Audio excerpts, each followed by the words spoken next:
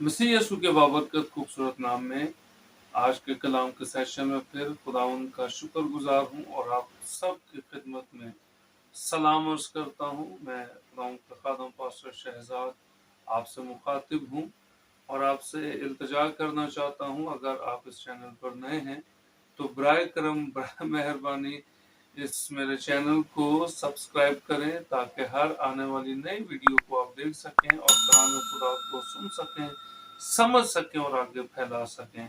और अगर आप सब्सक्राइब करेंगे तो ये जो कलाम है, कलाम खुदा जब आप शेयर करेंगे तो दूसरों तक भी पहुंचेगा। आज जिस बात पर हम गौर करने को हैं वो पैदाइश 3 बाब और 22 आयतें यहाँ लिखा। और खुदा ने कहा, देखो इंसान नेक व बद की पहचान में हम में से एक की मानिद हो गया। जब हम इस हवाला को पढ़ते हैं तो बहुत सारे दोस्त, बहुत सारे अहबाब हमें इसकी यूं तशरीह करते हुए मिलते हैं कि यहाँ जो खुदा ने बात कही हम में से एक की मानिद हो गया, तो इसका मतलब है कि खुदा वहां जो है वो तसलीस के कानून को जो है वो जाहिर कर रहे हैं। वो खुदा अपनी कसरत को जाहिर कर रहे हैं और कसरत के लिए वो लफ्ज जो है वो जमा का सिगा इस्तेमाल कर रहे हैं और कह रहे हैं कि खुदा हम में से एक की मानिद हो गया।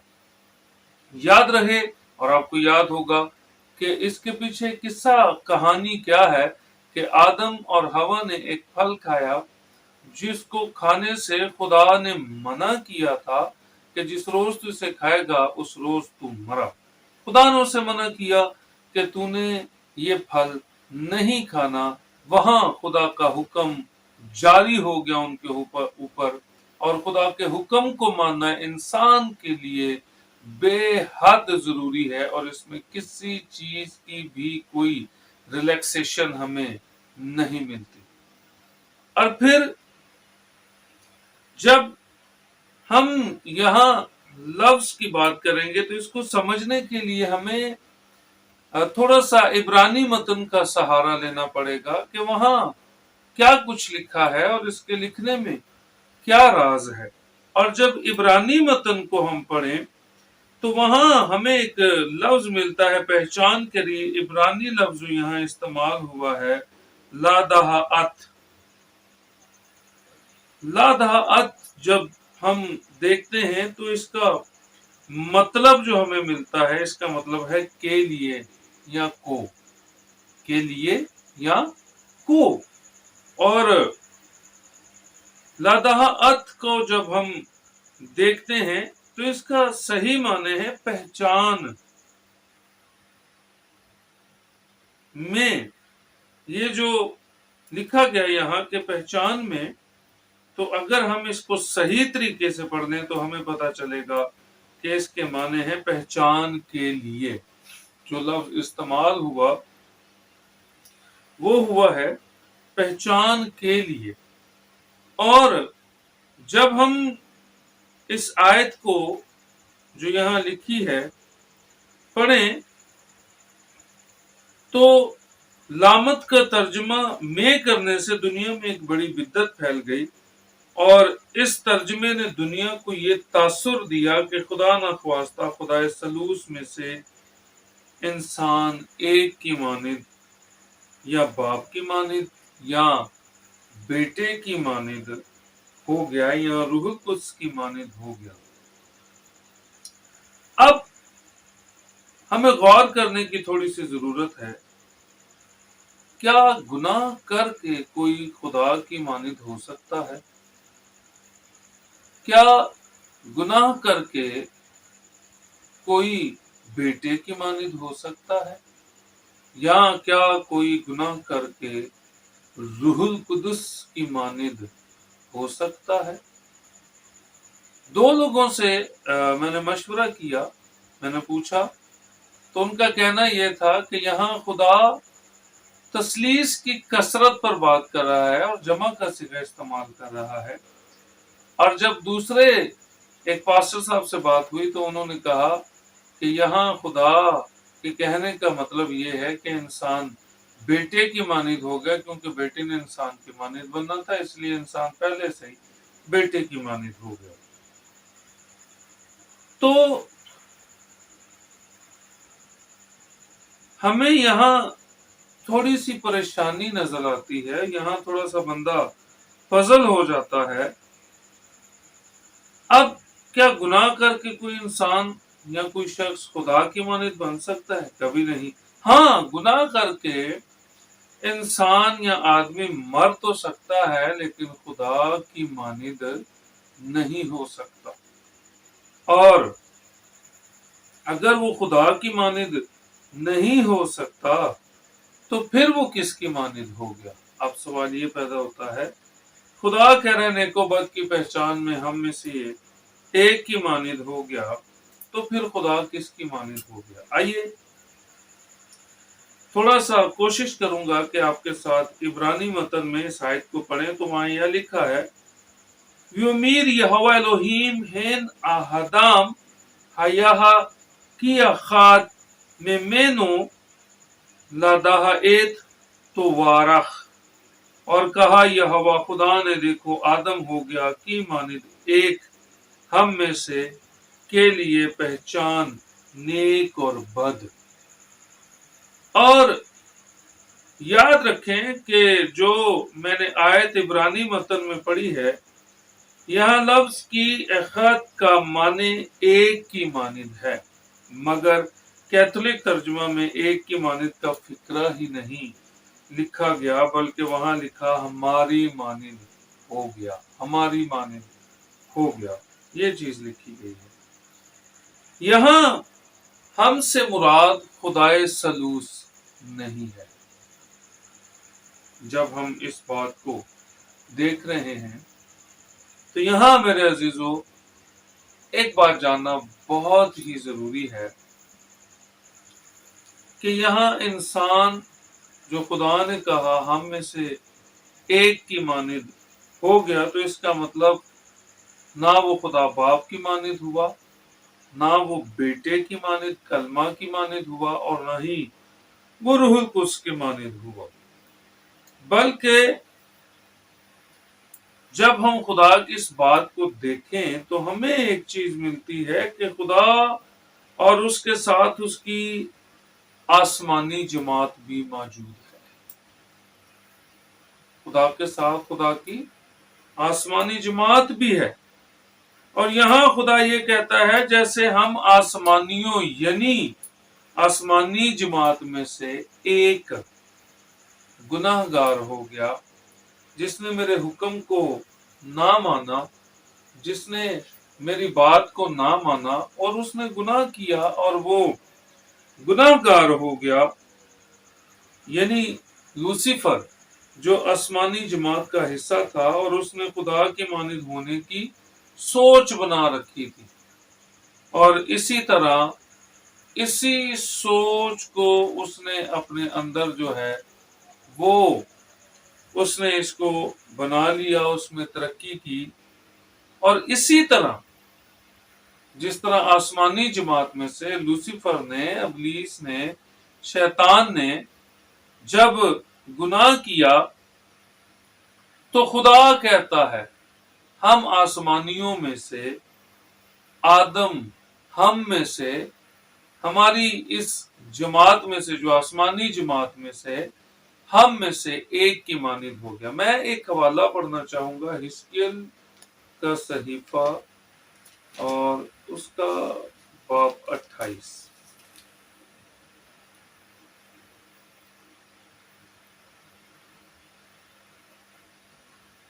باب 28 اور اس کی آیت 12 سے پڑھوں گا کہ اے آدم ذات سور کے بادشاہ پر یہ نوحہ کر اور اس سے کہے کہ خداوند یوں فرماتا ہے۔ اب بات شروع سمجھا نبی کو خدا کیا کہہ رہا ہے، سور کے بادشاہ کو یہ کہے، اور خدا جو تشبیہ دے رہا ہے، جو خدا مثال دے رہا ہے، وہ کس کی دے رہا ہے، وہ سنیں ذرا، کہ تو خاتم الکمال، دانش سے معمور اور حسن میں کامل ہے، تو عدن میں باغ خدا میں رہا کرتا تھا۔ کون؟ شیطان۔ تو عدن میں باغ خدا میں رہا کرتا تھا اور ہر ایک قیمتی پتھر تیری کوشش کے لیے تھا۔ جب ابلیس نے گناہ کر لیا تو پھر اس نے رسائی کی آدم اور ہوا تک۔ باغ عدن میں گیا اور ہوا سے کہا کیا خدا نے سب پھل منع کیے کہ نہیں کھا سکتے؟ سب پھلوں کے لیے خدا نے کہا۔ اور پھر اس نے ایک بات کہی کہ اگر تم اسے کھاؤ گے تو تمہاری آنکھیں کھل جائیں گی، اور پھر کہا کہ تم بھی جو ہے وہ خدا کی مانند ہو جاؤ گے، سمجھو گے، جانو گے، سب چیزوں کا خیال تمہیں ہوگا۔ اور اگر ہم اس کے کام کو دیکھیں، ایک حوالہ اور پڑھنا چاہوں گا، یسایہ کی کتاب، یسایہ اس کا باب 14، یسایہ اس کا 14واں باب اور اس کی 14ویں آیت پڑھنا چاہوں گا۔ یسایہ 14واں باب اور اس کی 14ویں آیت میں لکھا ہے، یہ ابلیس کے لیے ہے کہ میں بادلوں سے بھی اوپر چڑھ جاؤں گا، میں خدا تعالی کی مانند ہوں گا۔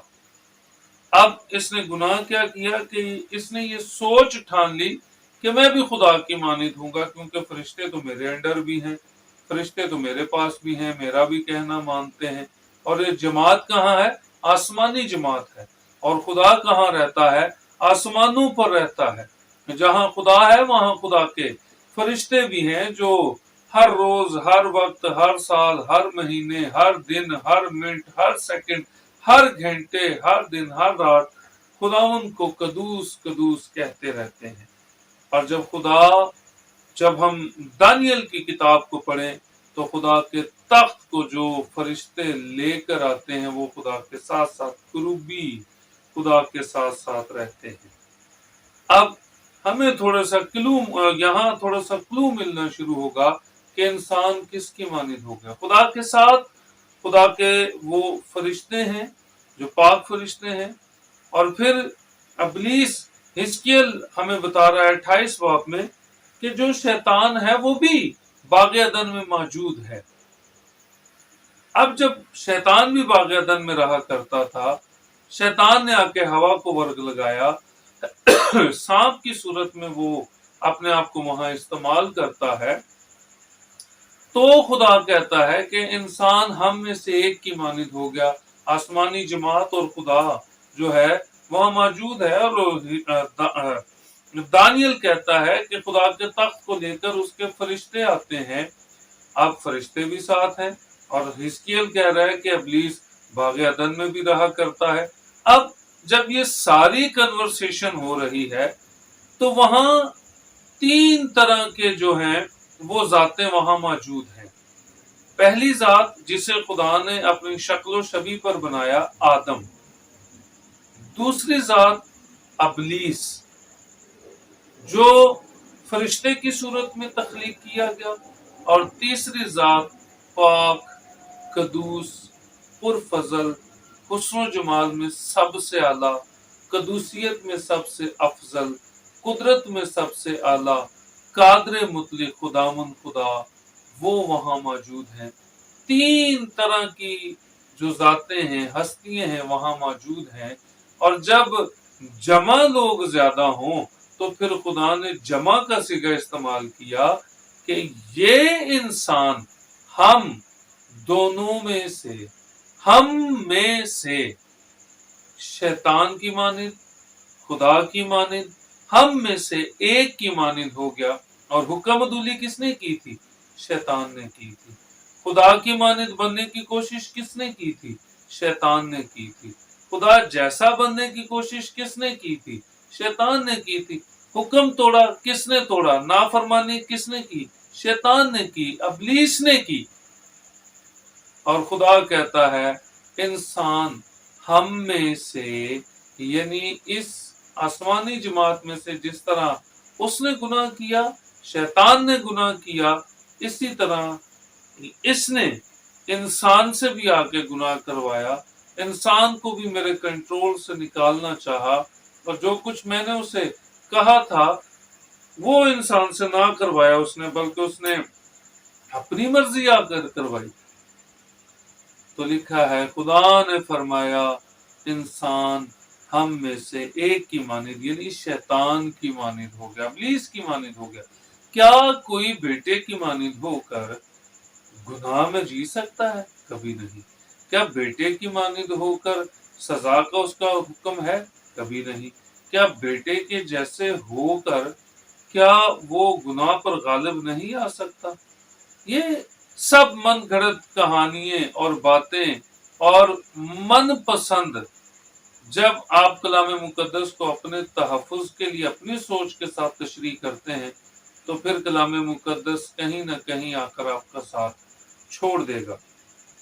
और जब 14-14 को हमने पढ़ा है, तो वो ये बात कह रहा है कि मैं आसमानों पर जाऊंगा और खुदा की मानिंद अपने तख्त को लगाऊंगा, और वो जमात जो आसमान पर है उसके बारे में यसाया 14 बाब 13वीं आयत में लिखा है कि तू तो अपने दिल में यूं कहता था कि मैं आसमान पर चढ़ जाऊंगा और मैं अपने तख्त को खुदा के सितारों से भी ऊंचा करूंगा, मैं शुमाली अतराफ में जमात के पहाड़ पर बैठूंगा। आसमानों में इलाहों यानी फरिश्तों की एक जमात है, और फरिश्तों को भी एलोहीम कहा गया है जी।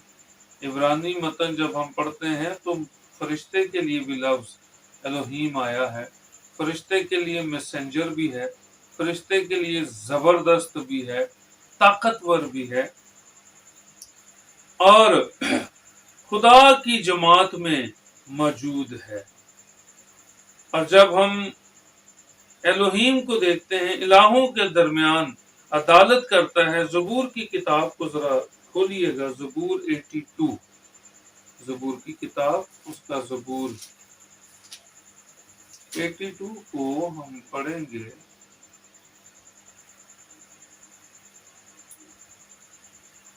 और यहाँ लिखा है कि खुदा की जमात में खुदा मौजूद है और वो इलाहों के दरमियान अदालत करता है। खुदा अपनी जमात के अंदर, खुदा की जमात में खुदा मौजूद है, और वो जमात क्या है?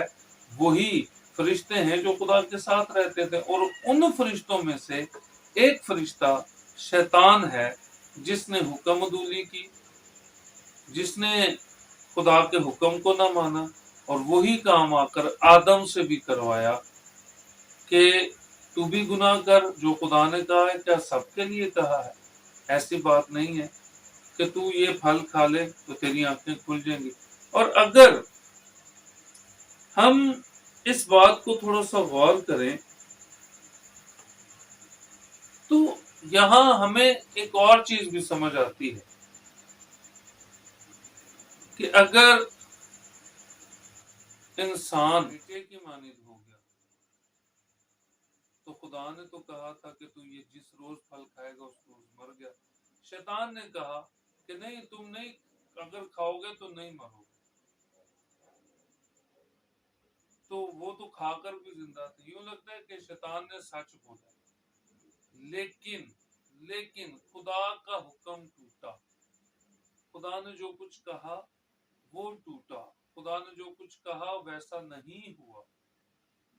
हुक्म क्या था कि तुमने नहीं खाना, अगर नहीं खाते तो बाहयात जिंदा रहते। और शैतान ने आकर क्या किया? चूंकि आदम को खुदा ने इसलिए पैदा किया कि आदम की नस्ल से आगे खुदा ने अपने बेटे को जो है जिस्म देना था, ताकि वो इब्लीस से लड़े, उसको मारे, कुचले और उस पर राज करे, और उसके हर तरह के बंधनों, जुओं, कामों को फेल करे, रद्द करे और तोड़े। तो इब्लीस ने यहाँ भी एक काम किया कि उसने शैतान को पहले गुनाहगार कर दिया, ताकि मसीह की पाकीज़गी की शर्त उसमें पूरी ना हो और मसीह इंसान में से पैदा ना हो सके। इसलिए खुदा कहता है कि इंसान हम में से, यानी आसमानी जमात में से, और खुदा के साथ ये जमात जो रहती है, खुदा अपनी जमात के साथ जो है वो مخاطب ہوتا ہے، لوسیفر کے ساتھ مخاطب ہوتا ہے اور کہتا ہے دیکھو انسان ہم میں سے ایک کی مانند ہو گئے، یعنی گناہ گار ہو گئے، اس نے حکم عدولی کی، اس نے حکم کو توڑا ہے، اب اس کو سزا ملے گی۔ اور وہ سزا کیا ملی کہ اس نے خدا نے آدم کو جو ہے وہ عدن سے باہر نکال دیا۔ خداوند آج کے کلام کے وسیلہ سے آپ کو بڑی برکت دے، آمین۔